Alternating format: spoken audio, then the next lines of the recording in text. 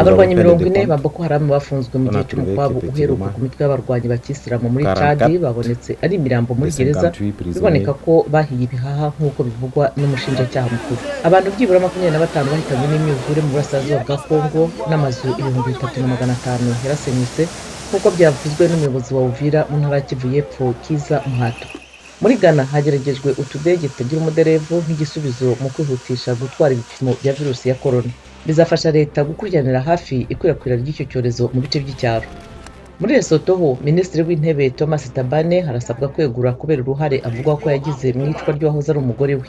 Yaba yaremeye gusezera hakurikijwe amasezerano igihugu cyafashijwemo na Afurika y'Epfo.